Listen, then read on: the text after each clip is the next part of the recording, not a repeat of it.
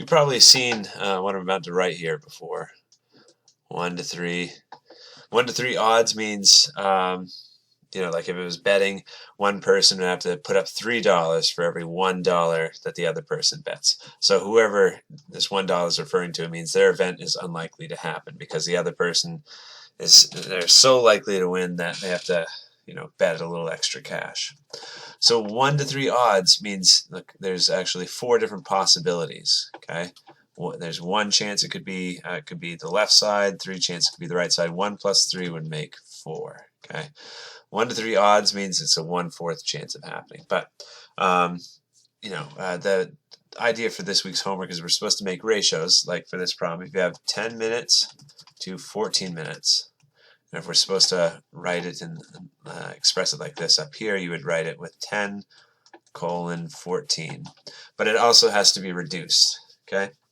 And it's just like reducing a fraction. Both 10 and 14 can be divided by 2. So the reduced odds here would be 5 to 7, okay? So more on ratios. Sometimes we'll take those ratios and we'll set up equations for them. Like if we have this ratio equation, okay, we can solve a ratio equation with a quick trick. It's where we multiply diagonally. So if you multiply diagonally here, 5 times x makes 5x, right? You could write x5, but that's just not our convention. And then we can set that equal to the other diagonal that's being multiplied. So 12 times 36. That makes 432. Oops.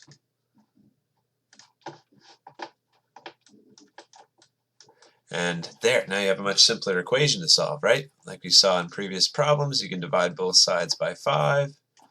So as a fraction, you can leave it as 432 over 5. Or if you need it as a decimal, just take the top number, divide by the bottom number.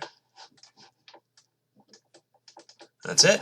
That's how you can calculate those ratio equations.